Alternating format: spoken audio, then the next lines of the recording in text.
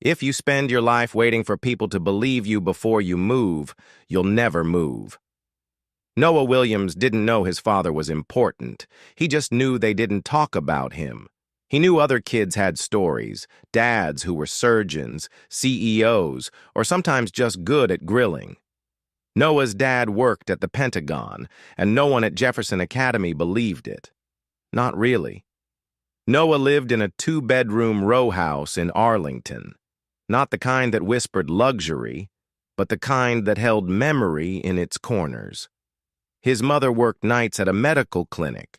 His father, Daniel, left before dawn, returned after dark, and never said much in between.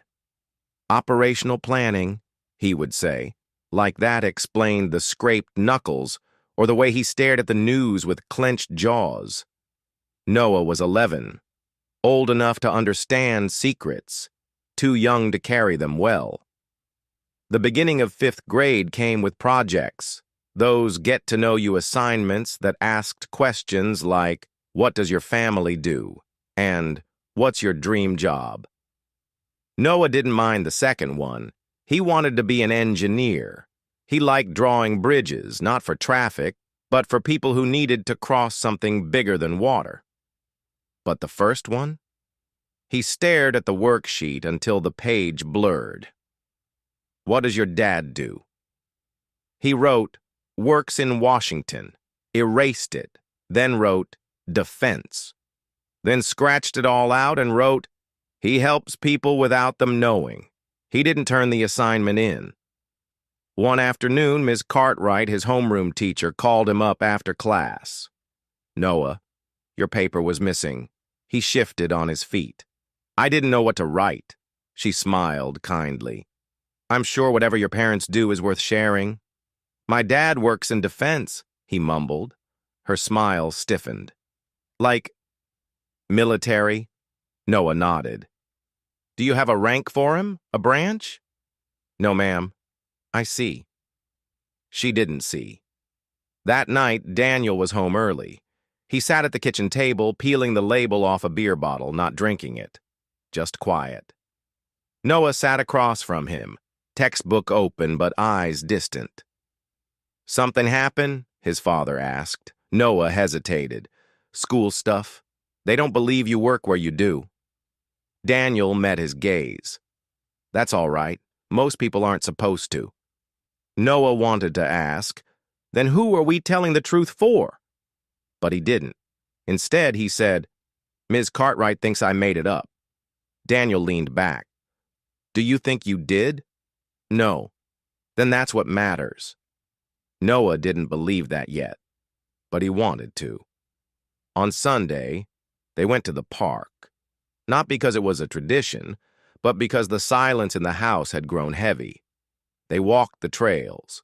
Daniel pointed out trees like old friends: white oak, tulip poplar, river birch. Noah didn't know their names, but he liked the way his father said them, like they had stories, too. When they stopped by the water, Daniel knelt and skipped a stone across the surface. 5 skips. "Nice," Noah said. Daniel looked at him. "Sometimes you do something small, and the ripples reach farther than you ever imagined. That's what real work is like." Noah nodded. "Like what you do." Daniel hesitated, then said, "Sometimes." That evening, Noah sat at the desk in his room, pulled out a fresh sheet of paper, and wrote, "My father works in the quiet. He does things I don't always understand, but I know they matter, because the people who work in silence often carry the loudest truths." He folded the page and tucked it into his notebook. Didn't turn that in either, but this time it wasn't out of fear. It was something else, something he couldn't name yet. But it felt a little like dignity.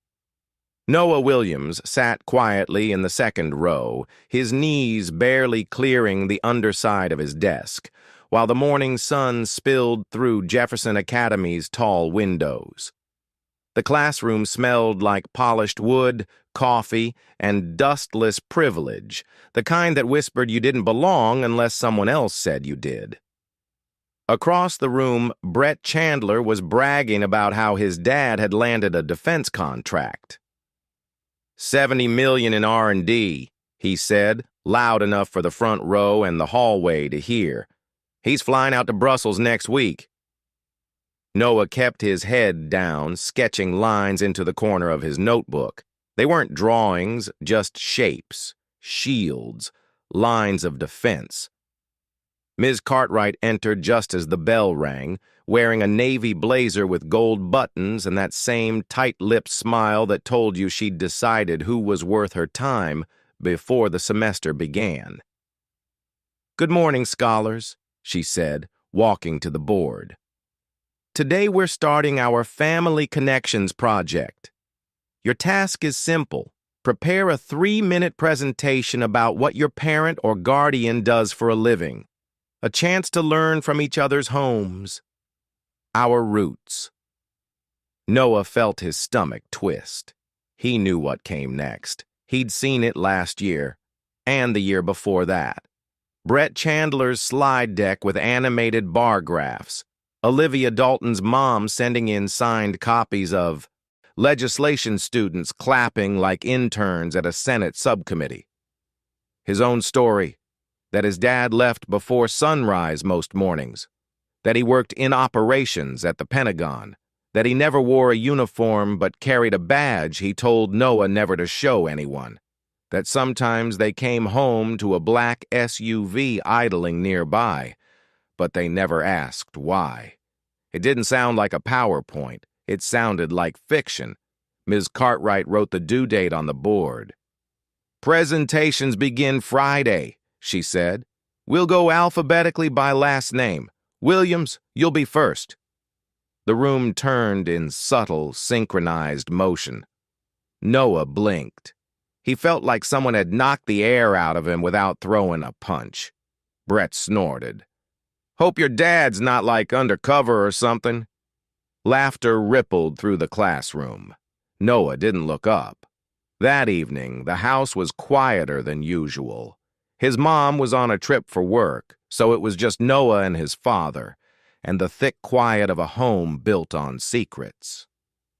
Daniel Williams sat at the kitchen table, laptop open, papers strewn around like a field map. He had changed out of his collared shirt into a faded gray hoodie that made him look less like a Pentagon analyst and more like someone who mowed lawns for extra money. "Everything all right, Noah?" he asked without looking up. Noah opened the fridge, grabbed a juice box, then sat across from his dad. "We have this thing at school," he started. "A project. I have to talk about your job." Daniel's head lifted just slightly. His eyes found Noah's, alert, focused. He closed his laptop. "That could be complicated," he said. Noah nodded slowly. "I know. You remember what I told you, right? Don't lie. But don't overshare either." Daniel smiled faintly. "Smart boy." "But if I say you work at the Pentagon," Noah asked, "and they don't believe me?" Daniel leaned back in his chair, exhaled, and tapped his fingers together. "Then they'll learn something important about what it means to be underestimated." Noah looked down at his juice box. "Ms. Cartwright already doesn't believe me, I can tell. She thinks I made it up." His father didn't flinch. "Then you speak the truth anyway, with your head up. Can you come to class to prove it?" Daniel hesitated. "You know how hard that is with my clearance." "But what if they keep laughing?" His father reached across the table and placed a steady hand on Noah's wrist. "Son, if you spend your life waiting for people to believe you before you move, you'll never move. Do the assignment. I'll handle the rest." Noah stared at a blank Google slide the next night. Title, "What My Dad Does." He typed, deleted, typed again. He thought about the time his father missed his birthday because of a briefing, or the night he came home at 3 a.m., clothes soaked, and hugged Noah without a word, or the way he sometimes watched the news not for information but to see what hadn't been said. What do you call that kind of work? He didn't know, so instead, he drew. On the second slide, he added a hand-sketched pentagon, ringed with security tape. On the third, a shadow of a man holding a phone to his ear while a child watched from the hallway. On the last slide, his dad's ID badge, as best as he could remember it. Eagle, blue seal. No smile, just silence and steel. Noah stared at it, then closed the laptop. Friday came too fast. The halls of Jefferson Academy buzzed with light conversation, but Noah walked through them like someone on trial. Every locker click sounded louder, every whisper felt personal. He took his seat in second period English, heart racing. Ms. Cartwright entered with her usual clipboard and brisk tone. "All right, let's begin." Noah stood and walked to the front of the room, laptop in hand. He felt the heat of the projector, the spotlight of 24 students waiting for him to slip up. He cleared his throat. "My name is Noah Williams," he began, "and I want to tell you what my father does for a living." There were giggles. Brett Chandler whispered something to Ava Dalton, who covered her mouth. Noah clicked to the first slide. The Pentagon sketch appeared. "My dad works in national security. I don't know everything he does. I'm not supposed to. But I know he helps protect this country. And sometimes that means missing dinner, missing birthdays, missing time." Ms. Cartwright raised an eyebrow. Noah clicked again. "Sometimes his job means watching things unfold and never saying a word, because silence is part of the service." Laughter rose again. Brett leaned back in his chair. "Sure, kid. And my dad's the FBI." Noah ignored him. Click. The slide of the ID badge. "This is what I remember most. Not a title, not a gun, just this, the badge, and the way he carries it, like it weighs something more than metal." The room was quieter now. Ms. Cartwright stepped forward. "Noah, do you have any documentation? A parent's signature, perhaps? Something to verify these claims?" Noah looked at her. Calm. Steady. "No," he said. "I just have the truth." She folded her arms. "You may take your seat." As he walked back, no one laughed this time. Even Brett said nothing. The silence wasn't disbelief anymore. It was doubt, but a different kind. And it had begun to shift. It was Monday morning when everything shifted. Noah hadn't expected anything beyond the usual. Maybe a comment from Brett, another doubtful look from Ms. Cartwright. But as he pushed through the school's double doors, he noticed a black SUV parked along the curb. Government plates, tinted windows. The kind of car that meant something, even if you didn't know what. In the front office, Ms. Reed, the receptionist, was whispering into her headset. When she saw Noah, her eyes widened slightly. "Your father is here," she said. "He's in the conference room with the principal." Noah's heart skipped. He hadn't asked for this, hadn't told him to come. But some part of him, one he barely acknowledged, had hoped for it. He followed Ms. Reed down the hall, past the portraits of donors and the polished trophy case. Outside the conference room door, she paused. "They're waiting for you." Inside, Principal Hargrave sat at the far end of the table, hands folded, posture stiff. Across from him was Daniel Williams, but not in a hoodie, in a suit, trim, dark gray, sharp as a blade. Noah almost didn't recognize him. Daniel stood when Noah entered. "Hey, buddy," Principal Hargrave nodded. Mr. Williams wanted to clear up any misunderstandings. Daniel looked calm, composed, but Noah knew that face. It was the one he wore when reading briefing documents, when he watched the news during a crisis, when he was about to say something that mattered. "I'm not here to make a scene," Daniel began. "I know this school values discretion, so I won't say much, but I will say this. He reached into his inside jacket pocket and pulled out a single laminated card, laid it on the table. A Pentagon access badge, clear, real, heavy with unspoken authority. Noah saw the principal's eyebrows lift slightly. Daniel continued, I don't expect special treatment, but I do expect truth to matter, even when it comes from an 11-year-old. The room was quiet. Thank you for your time, Daniel finished, standing. Principal Hargrave cleared his throat. Of course, thank you for clarifying. As they walked back into the hallway, Noah looked up at his father. You didn't have to do that, he said. I know. Why now? Daniel paused. Because I heard what happened Friday, and because you told the truth. That deserves a witness. Noah smiled, just barely, but it stayed. By lunch, the story had spread. Brett wasn't talking. Olivia Dalton had asked if the badge was real. Noah didn't answer. He didn't need to. In the afternoon, Ms. Cartwright pulled him aside after class. I owe you an apology, she said. You gave your presentation with integrity. I should have trusted that. Noah nodded. Thank you.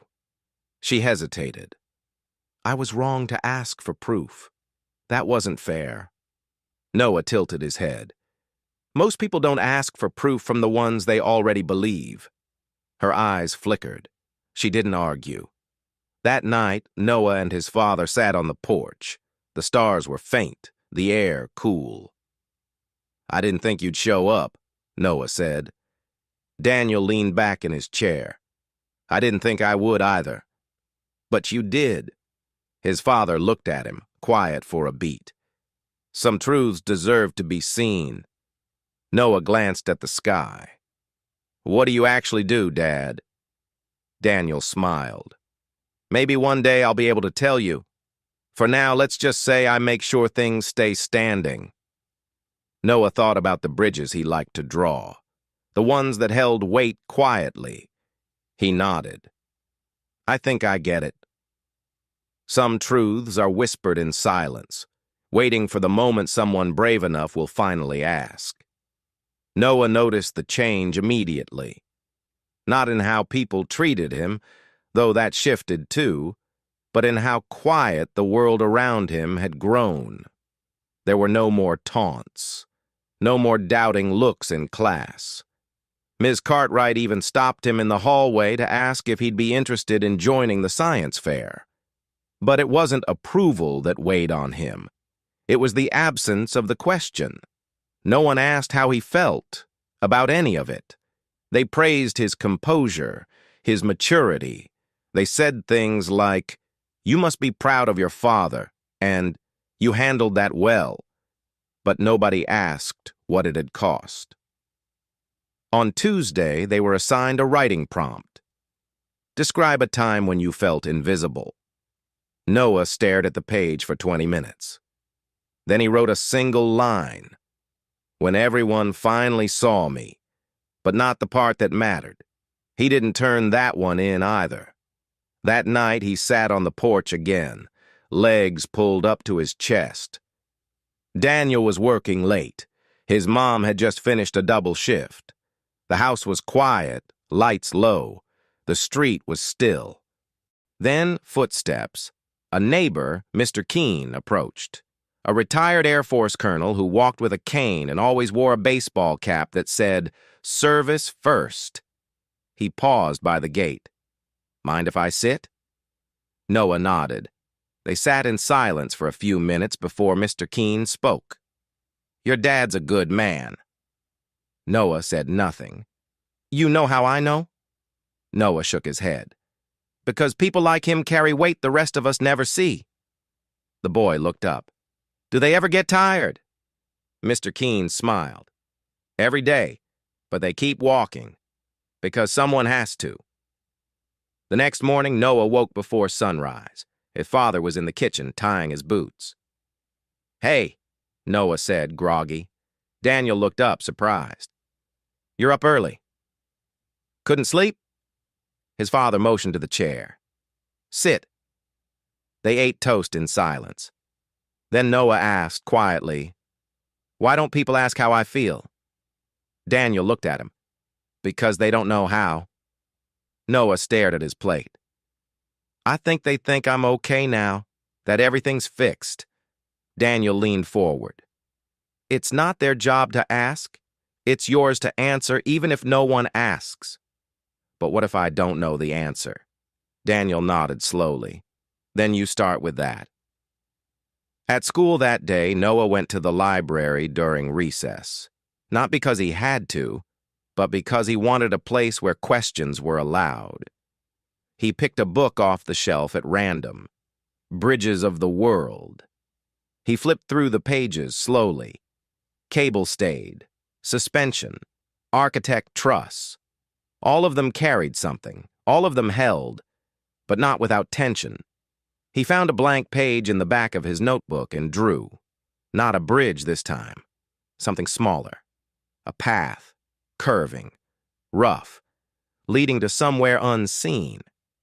Then he wrote, "It's okay to not have the words yet. It's still the truth." That evening, Daniel found the notebook on the porch swing. He read the line, then left it where he'd found it. When Noah came out later, there was a sticky note on top. Just 4 words. "I see you, son." Sometimes the smallest truths are the ones with the longest echoes. It was Thursday when Noah received the invitation. Not a printed one, not from a teacher. It came folded inside his locker, scrawled in neat block letters. Room 204. After school? Bring your notebook. Mr. Banner. Noah stared at the slip. Mr. Banner taught advanced civics and modern ethics, classes for 8th graders and above. Noah was in 5th. They'd never spoken more than a hallway hello. He showed it to no one. At 3:45 p.m., when most of the school had emptied, Noah made his way upstairs. The hallway buzzed with the faint hum of vending machines and the squeak of a janitor's cart. Room 204 was half lit. Inside, Mr. Banner stood at the board, writing a quote in white chalk. "Courage is not the absence of fear, but the judgment that something else is more important than fear." Ambrose Redmoon.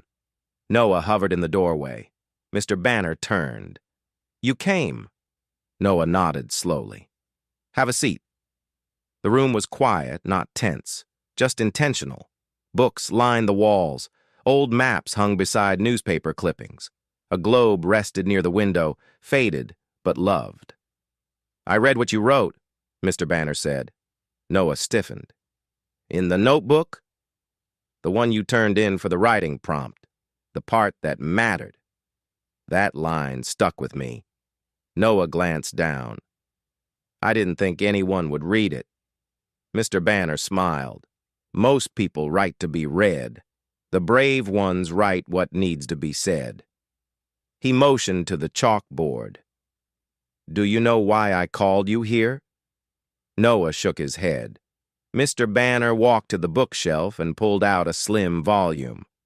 "This is a copy of the Federalist Papers, founders discussing freedom in letters, ideas written in quiet rooms that changed the world." He placed it gently in front of Noah. "You wrote something brave. I thought you might want to learn how to shape it." Noah's eyes widened. "I'm not a writer." Neither were they, at first. For the next 20 minutes they talked, not about politics, not about government, but about voice. "Every generation has its silence," Mr. Banner said. "But some kids like you decide to break it." Noah listened, uncertain. "You don't have to be loud to be heard," the teacher continued. "But you do have to be honest." Noah whispered, "Even when they don't ask?" "Especially then." As the sun dipped behind the trees outside, Mr. Banner handed Noah a blank journal. "For thoughts that don't fit on homework assignments." Noah took it carefully, as if it might crumble. "Do I turn this in?" "No," Mr. Banner smiled. You keep it, you fill it, and maybe one day, you hand it to someone who needs it more than you do.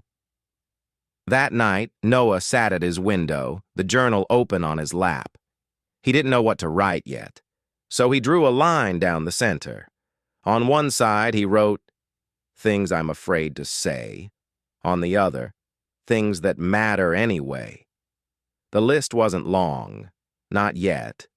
But for the first time in a long time, Noah felt like maybe, just maybe, someone would listen, even if the words came softly. Sometimes the loudest sound in the world is someone finally understanding you. Noah had never stepped inside room 306 before. It was always locked, no name on the door. Just a small brass plaque that read, "The Echo Room." It wasn't part of the school tour. Students passed by it like it didn't exist. But on Monday morning, there it was. Open. A single sticky note taped to the frame. Come in. No name, no instructions, but Noah knew. Inside, the room looked nothing like a classroom. No desks, no chalkboards, no posters of famous authors or formulas. Instead, soft chairs circled the walls. There was a lamp in the corner casting warm yellow light. A shelf of journals sat beside a pot of pens. The walls were lined with corkboard covered in pinned notes, short ones, folded ones, some with dried flowers or paper clips, all anonymous. In the center, a table. On it, a small card. Write what you cannot say aloud. Leave it here. Read nothing else. Noah stood still for a long time. Then, without thinking, he stepped forward. He took a pen. He didn't know what to write. So he started with what he wished someone had asked. Are you okay, even though you look like it? He folded the note and left it. As he turned to go, he noticed a slip of paper at the bottom corner of the corkboard. Unlike the others, it wasn't pinned. It was taped. You don't need to be the loudest to be the bravest. He stared at it, then smiled. Someone had been here before. Someone like him. That night, Noah told his mother about the room. She paused, leaning against the sink. You know, she said, when I was your age, I used to write letters to the moon. Noah blinked. The moon? She laughed softly. It was the only thing that didn't interrupt me. He smiled. Did it ever answer? She looked out the window. Sometimes, in ways I didn't expect. The next day, Noah returned. He brought nothing but a question in his chest. When he entered, another note was on the table. Write about something you want to forgive. He stared at the page, then wrote, I want to forgive myself for being embarrassed by the truth. He paused, then added, and for thinking silence would keep me safe. He folded the page and placed it under the others. This time, he didn't feel alone. On Wednesday, there was a note waiting for him, on top of the pile, not a prompt, a reply. Sometimes we carry shame for things we never caused. You are allowed to let go. It wasn't signed. But he knew the voice. It sounded like someone who had been broken once and rebuilt quietly. After school, Mr. Banner passed him in the hallway. They didn't speak. But as they crossed, Mr. Banner tapped his chest twice, then pointed to Noah's heart and smiled. That night, Noah sat on his bedroom floor with both notebooks open, one for school, one for silence. He flipped to a clean page and wrote, There are places in the world where truth is allowed to breathe. Sometimes they look like closets, or basements, or old locked rooms. Sometimes they look like people. Sometimes the most healing sound is someone finishing your sentence. It was Friday morning when the school intercom crackled to life with an unexpected announcement. We invite all students to room 204 during lunch for a new program called Echo Circle. Participation is optional. Noah felt his stomach turn. He didn't know if it was fear or hope. He didn't know if it was for him. But when the bell rang at 12:10, he walked. Inside room 204, the desks had been cleared. Chairs were arranged in a wide circle. No front, no back. Just space. Mr. Banner stood quietly, handing out slips of paper. Write anything. Something you wish someone knew. We'll go around the circle. You can read it or just say, pass. No one will question either. Noah took his slip. Blank. He found a chair and sat, his journal tucked under his arm like a shield. One by one, students trickled in. 5th graders, 8th graders, even a few seniors. Most sat silently, eyes on the floor, until a girl with thick curls and a green hoodie broke the quiet. I don't think I have anything worth saying. Mr. Banner smiled gently. Sometimes that's the most important thing to say. The circle began. One girl read a poem about missing her grandmother. A boy named Micah whispered that he hated how quiet his house was since his dad left. One student passed. Another cried. When it was Noah's turn, his hands trembled. He looked down at his slip, blank. But then he opened his journal and read, My father works in the quiet. He does things I don't always understand, but I know they matter, because the people who work in silence often carry the loudest truths. Silence followed, not the cold kind, the holding kind, the listening kind. After the circle ended, as students left in pairs and whispers, one stayed behind, the girl with the green hoodie. I liked what you said, she told Noah. It felt like something I've been trying to write but couldn't. Noah blinked. Thanks. She hesitated. My mom works late too. I eat dinner alone a lot. But when you said your dad works in the quiet, it made me think maybe my mom does too, just in a different way. Noah nodded. Yeah, quiet doesn't mean absent. Her eyes lit up. Exactly. And in that moment, Noah felt something he hadn't expected. He wasn't the only one with unspoken things. That night, he wrote in his notebook, Today, someone found their voice in mine. And maybe that's what we're really here for. Not to shout into silence, but to remind others they're not alone inside it. The next day, he brought 2 notebooks to school, one for himself, one for someone who hadn't spoken yet, and during lunch, he left the second one on the table in room 204, with a note that simply said, For when you're ready. Some truths don't echo because they're whispered, but because the world finally got quiet enough to hear them. By mid-November, something strange was happening at Jefferson Academy. Not loud, not fast, but steady. Kids started showing up early to room 204. Some came with journals. Some just came to sit. Noah noticed the difference in the hallways. Softer shoulders, more eyes meeting his. It was like the silence they carried had been given shape. A room. A voice. But not everyone liked it. One morning, the principal, Mr. Harrow, stood outside room 204. He didn't smile. This isn't a therapy clinic, he said, arms crossed. Mr. Banner looked him in the eye. It's not therapy, it's listening. Harrow frowned. Students don't need more time to talk about their feelings. They need to toughen up, focus. Noah stood nearby, gripping his backpack strap. Mr. Banner didn't raise his voice. Respectfully, sir, some students are already experts in toughness. What they haven't had is room to feel safe. The principal walked off, but the next day the room stayed open. In science class, someone passed Noah a folded note. It read, They say you started this. Thank you. He didn't recognize the handwriting, but he folded it, placed it in the back of his notebook, and smiled.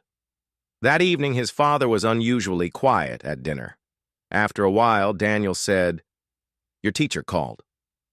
Noah's fork paused. About what? Said you've been leading something. Noah held his breath. Daniel looked at him. I didn't know you had that in you. Noah's voice was soft. Me neither. Daniel didn't say much more. But when Noah stood up to do the dishes, his father did something unexpected. He stood too. Let me help. That night, Noah couldn't sleep. He kept thinking about how small things echo: a room, a word, a thank you, a father standing up beside you. At school the next day, a flyer appeared in the hallway. Echo circle canceled. Room closed until further notice. No reason given, no explanation, just silence. By lunch, the hallway buzzed with questions. Why? Who shut it down? Is Mr. Banner in trouble? Noah didn't speak, but he walked to the principal's office, waited outside, then knocked and stepped inside. Mr. Harrow looked up, surprised. Yes? Noah swallowed. The echo room helped people. It helped me. We weren't hurting anyone. We were healing. The principal tapped his pen. This isn't about harm. It's about control. Unregulated gatherings invite chaos. Noah's voice was steady. So does silence. Harrow blinked. You're 11. Noah nodded. And I've been quiet for longer than that. There was a pause. Then Harrow looked away. I'll review it. No promise, but not a dismissal. That night, Noah walked into the living room. His father looked up from the news. Noah sat beside him. They shut it down. Daniel didn't ask what, just said, What are you going to do? Noah looked at him, and for once asked back, What would you do? Daniel smiled. I'd find another door. Sometimes the bravest thing you can do is not raise your voice, but let it be heard anyway. On Monday, the school felt different, not louder, but full of a silence that wasn't empty. It was watching. The kind of quiet that waits for someone to speak first. Noah stepped into the hallway and saw it in every glance. Students who had never looked up before met his eyes and nodded. At lunch, room 204 remained locked. But something else opened. Students gathered outside on the lawn, books in laps, notebooks open. They called it Echoes Outside. No desks, no chairs, just voices. One by one, students took turns reading from their journals, poetry, essays, single lines of pain or beauty. No rules, no names, just space and listening. Mr. Banner stood at the edge, hands behind his back, saying nothing, but his eyes were full. On Wednesday, a girl from the senior class brought a microphone from the AV room. By Friday, a local reporter showed up. She asked Noah if he had organized it. He said no. He said it had already been waiting. That weekend, Daniel picked Noah up early from a school event. They sat in the truck, engine off. Daniel said, I was stationed in a place once where no one spoke their mind. Not really. People were afraid their words would be misunderstood or punished. That kind of fear, it spreads fast. Noah looked down. Is that what I did? Spread fear? Daniel shook his head. You did the opposite. You gave people a map back to themselves. Monday morning, the principal stood on stage during assembly. He looked tired, but something in his voice had changed. I've reconsidered the closure of room 204. Sometimes policies must make room for people, for growth, for grace. The room was silent. Then, applause, real, uncoached, earned. That afternoon, Mr. Banner reopened the room.